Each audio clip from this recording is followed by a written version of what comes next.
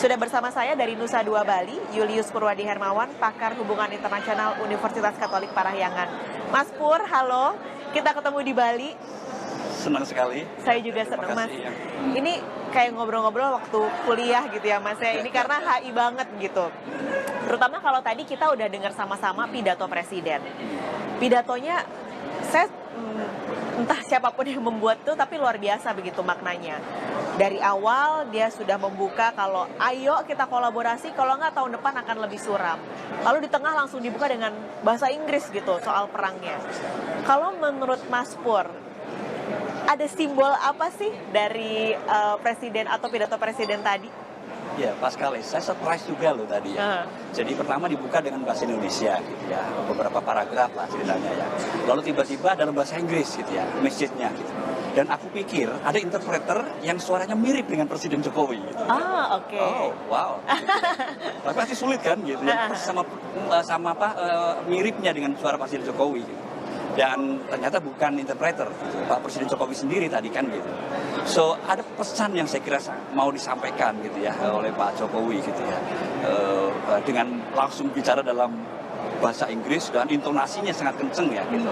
Dan poinnya dia nyebut akhiri perang dong gitu ya. Akhiri perang sekarang karena dampaknya sudah luar biasa. Ya, dampaknya sudah luar biasa. Gitu. Dan Pak Jokowi sebenarnya mungkin juga seperti ekspresi orang sudah gregeten gitu. Iya. Selama ini gitu ya, selama ini terutama sejak Februari, negosiasi di working groups, di pertemuan menteri gitu, kan selalu berat gitu ya, selalu berat kalau bicara tentang perang Rusia dan Ukraina gitu. Dan bahkan di bulan September kemarin gitu, sangat mengganggu gitu ya, para menteri untuk bersepakat. Nah, Presiden tidak mau ngambil resiko pada hari ini gitu. Ya. Komitmen dong, kapan perang mau diakhiri gitu. Ya. Dan mari kita bersepakat di Nusa Dua ini gitu. Jadi misinya sangat jelas dan itu mau disampaikan dalam bahasa Inggris dengan hati nuraninya. Iya. Karena ini kan sebenarnya pertaruhan gitu ya, Mas. Saya bisa bilang ini kok apes banget gitu. Indonesia lagi dapat presidensi G20 padahal 20 tahun sekali. Lah kok ada perang gitu Rusia Ukraina.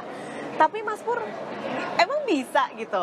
Ini ada Rusia, ada Ukraina. Yang datang bahkan bukan presidennya, Rusia aja yang datang menlunya. Memang bisa di G20 ini ada kesepakatan damai antara keduanya? Iya, saya harus sampaikan bahwa ada keinginan itu ya. Gitu ya. Kita para akademisi, gitu, para pakar waktu itu, inilah di Nusa Dua ini nanti para pemimpin akan mulai gitu, bicara dengan hati gitu ya. Tapi sepertinya kita tidak bisa berekspektasi gitu bahwa G20 akan melakukan itu. Ya. Tapi kita harus paham betul gitu, kalau ini tidak diselesaikan, perang ini tidak diakhiri, tahun depan dan bahkan mungkin tahun depannya lagi gitu, dampaknya akan kerasa. Tapi, ini kalau lihat dari susunan negara-negara G20, yang udah jelas-jelas bilang harus ada sanksi untuk Eropa. Itu kan ada US, UK, Kanada gitu, Mas. Kalau Indonesia ya seperti biasa lah, kita kan yang merangkul, netral gitu. Gimana bisa mengetemukan gitu dari keinginan-keinginan negara tersebut? Belum lagi ada Uni Eropa gini, yang sebenarnya mereka sekarang berdarah-darah banget gitu karena perang Rusia Ukraina ini. Ya, banyak orang bilang ini berkatnya Indonesia justru gitu. Atau berkatnya anggota G20 yang lain gitu. China misalnya beruntung gitu ya, merasa harusnya kan, India ya, harusnya kan tahun ini India gitu. Dan India merasa beruntung, ini Indonesia sekarang ngambil alih gitu. Bayangin kalau India gitu, yang harus melakukannya. Gitu. Dia dekat dengan Rusia, dia ada di dalam wadah yang namanya BRICS gitu ya. Ya, mungkin akan kebaca kecondongannya gitu ya. Seperti apa gitu.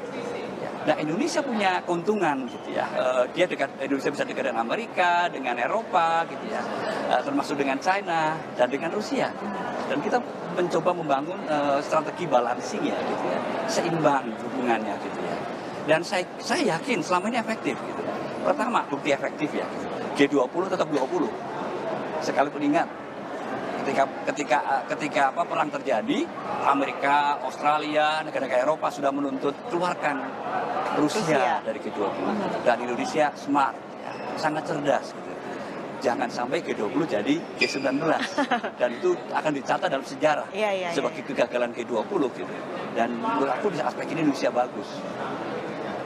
Oke.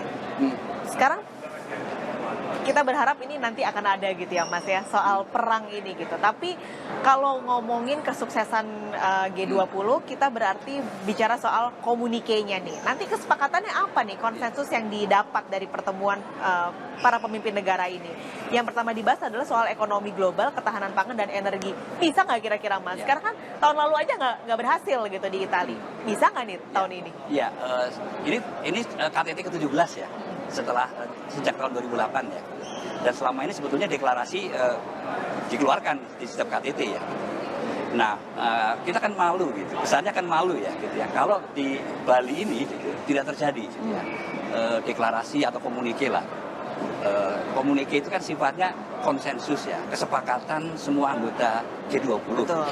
Itu menunjukkan bahwa G20, pemimpin G20 bisa loh gitu ya, berkompromi. Nah sekarang bisa nggak gitu pertanyaannya. Jadi komunikasi itu menunjukkan itu, bisa nggak? Nah pas Kalis, yang terjadi hari ini gitu, yang akan dihasilkan hari ini, itu tergantung apa yang sedang dinegosiasikan atau sudah dinegosiasikan sebelumnya. Jangan lupa loh, working groups itu sudah meeting bulan Januari, Februari gitu. Lalu Maret, rata-rata sudah 3 kali pertemuan atau 4 kali pertemuan. Sherpa juga sama gitu ya. Lalu kemudian di September kemarin pertemuan menteri-menteri ya, pas Kalis ya gitu. Sudah ada negosiasinya, sudah ada kesepakatannya gitu. Kemarin 4 hari Sherpa sudah ada meeting gitu ya.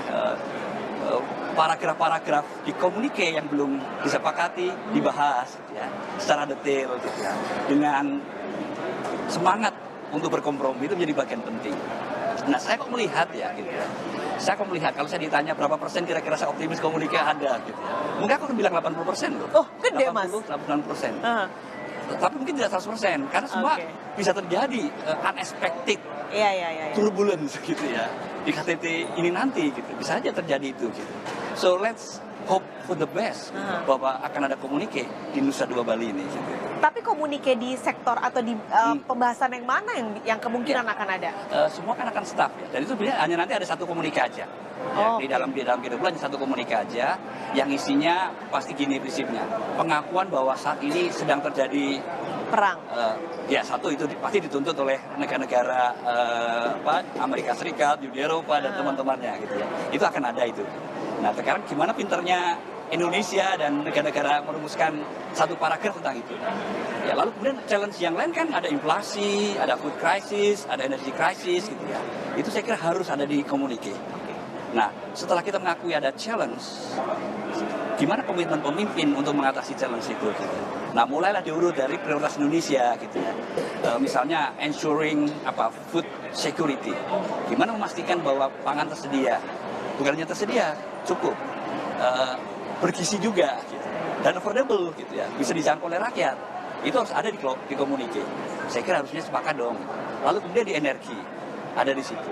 Digitalization, jangan lupa kesehatan gitu ya. Itu akan menjadi bagian yang sangat penting. Itu gitu. Yang menurut aku gitu harusnya bisa. Tapi sebenarnya nantinya konsensus yang akan tercatat itu dampaknya atau implementasinya buat negara kita Mas gitu. Mungkin orang-orang mikir nih apa sih ini G20 gitu. Efeknya buat kita nih apa sih? Itu gimana Mas? Iya, ini menariknya G20 dibawa di Nusa Dua Bali gitu. Dan tentu saja di Indonesia, saya akan nyebut gitu. Yang selama ini kita terpikir G20 itu kan jauh gitu. Sesuatu yang besar, sesuatu yang mungkin gak ada kaitannya dengan kepentingan rakyat. Iya. Tapi sekarang orang ngerasain lah gitu. Kenapa Petromak, salah tadi Petromak. Pertamax jadi 14.500. Iya. Kenapa Pertalite jadi harus 10.000 gitu ya. Ya, dan itu kan karena perang gitu ya. Energi krisis yang sudah terjadi di sana, tapi sekarang ada dampaknya di sini. Nah, kemudian Indonesia bikin kebijakan itu. Lalu yang lain terkait inflasi nih. Eropa sudah rata-rata 7,5% ya gitu. Amerika Serikat segitu dan lebih tinggi lagi gitu ya. Kita sudah siap-siap juga nih waspada nih gitu ya. Sekarang beruntung aja pertumbuhan masih 5% ya gitu ya. Lalu inflasi kelihatannya masih bisa dikontrol. Nah, kebijakannya seperti apa? Negara-negara Eropa pakai interest rate ya, suku bunga dinaikkan gitu. Dan itu dampaknya juga bisa buruk buat kita. Amerika melakukan hal yang sama. Rupiah goncang. sebetulnya gitu ya, sebetulnya apa yang terjadi di G20, apa yang dibicarakan G20, dampaknya kerasa banget loh gitu. Oke. Sampai urusan rupiah itu dunia dipengaruhi juga nanti oleh, kita bersepakat nggak bikin kebijakan ekonomi terkait dengan interest rate misalnya gitu ya. Itu nanti harus ada, harus ada di communicate. Nah, oke. Kembali bergabung di Breaking News, kami masih bersiaran langsung dari Nusa Dua Bali, dari Media Center, tempat penyelenggaraan KTT G20 di bawah Presidensi Indonesia. Saya masih bergabung bersama dengan Julius Purwadi Hermawan, pakar hubungan internasional Universitas Katolik Parahyangan dari Nusa Dua Bali. Mas Pur tadi udah banyak ngobrol, tapi kita ngobrol lagi mungkin yang ini banyak sekali tantangannya nih Indonesia selama 1 tahun ini. Tapi menurut Mas Pur, berhasil nggak sih presidensi Indonesia tahun ini? Ya saja jawabannya indikator berhasilnya apa. Tapi saya akan menaruh begini ya. Pertama, G20 tetap 20. Itu menurut saya itu keberhasilan yang harus diapresiasi. Bahwa kita berhasil mempertahankan G20. Yang kedua, jiwa G20-nya juga kita masih dipertahankan. G20 kan Premier Economic Forum untuk kerjasama ekonomi global. Dan Indonesia berhasil. Jadi sekalipun ada tantangan geopolitik yang kita tidak perkirakan, nyatanya gitu, di working groups, di pertemuan tingkat menteri masih fokus gitu. Energy transition masih dibahas di situ gitu ya. Bahkan jauh lebih penting sekarang gitu ya, dengan adanya krisis energi di Eropa lalu berdampak seluruh dunia. Saya kira cukup berhasil. Lalu kemudian digitalisasi. Ya, semakin ramai dan semakin penting gitu ya. Dan kita masih fokus ke situ. Gitu. Lalu kemudian tentang kesehatan, saja itu adalah commendable ya, sangat harus diapresiasi. Gitu. Menggalang dana, gitu ya, sukarela dari anggota-anggota G20, gitu. Sekecil apapun, gitu. Itu menunjukkan komitmen bahwa ada pandemi, ke depan kita harus siap dengan kesiagaan untuk mengatasi pandemi, bersepakat dong, gitu. Dan termasuk yang dolar itu sulit, gitu ya, untuk keluar kan biasa, gitu. Dan nyatanya real, dan ternyata konkret. Jadi kalau saya melihat di situ, gitu, kita berhasil gitu, di aspek itu. Gitu. Dan saja banyak lagi. Nanti mungkin hari ini atau besok akan diumumkan tuh deliverable-nya. Gitu. Hasil-hasilnya apa saja. Gitu. Dan kita akan lihat listnya mungkin cukup panjang. Gitu.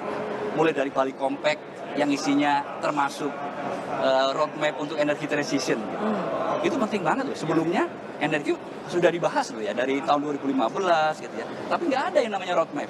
Dan roadmap di dalam negosiasi internasional itu paling penting, salah satu yang paling penting. Karena berikutnya, presidensi berikutnya akan menindaklanjuti gitu. Oke, setelah roadmap ada, lalu aksinya apa nih? Lalu negara-negara harus ngapain nih gitu ya, yang harus dilakukan, yang sesuai dengan roadmap-nya gitu. Seperti itu. Itu satu harus diapresiasi untuk energy transition. Lalu digitalisasi juga ada Bali dokumen yang sangat penting juga. Gitu. Lalu untuk perdagangan ada multilateral trading system, kemudian ada juga Bali Compendium gitu, on promoting sustainable investment gitu ya. Itu juga sangat penting untuk investasi berkelanjutan. Dan banyak lagi ya yang sudah sepakati di working group dan pertemuan tingkat menteri. Tinggal dideklar besok ya, diumumkan oleh Presiden Jokowi sebagai chairnya gitu. Itu harapannya nih, kita bagus begitu ya Mas ya, kesepakatannya. Di luar dari esensinya ya Mas ya, yang kita sekarang menunggu substansinya seperti apa. Ini kan ada informasi nggak akan ada foto nih kayaknya nih dari pemimpin-pemimpin negara seperti yang harusnya ini jadi ciri khas dari KTT G20. Sebuah simbol apa Mas ini? Ya, G20 tetap 20 di satu hal. Tetapi kalau Amerika tidak mau foto dengan perwakilan dari Rusia kita mau apa? Gitu. Dan kita bisa maksa. Jangan lupa terjadi juga di working group ya. Ada perwakilan dari Rusia datang. Lalu tingkat deputi ya, minister dari Amerika, Eropa, Australia gitu menyampaikan bahwa kita keberatan kalau ada sesi foto bersama gitu. Lalu Indonesia bisa maksa apa? Gitu ya. Ya kita berharap sebetulnya kebersamaan itu ditunjukkan di foto ya, gitu di foto. Gitu. Dan itu sudah terjadi sejak 2008. Tapi ya kali ini kita harus siap juga dengan sebuah realitas ketika negara tidak mau foto bersama. Tetapi esensinya tetap dapat tadi ya, jiwa G20 tetap dipertahankan sebagai forum utama kerjasama ekonomi, itu jauh lebih penting daripada foto bersama.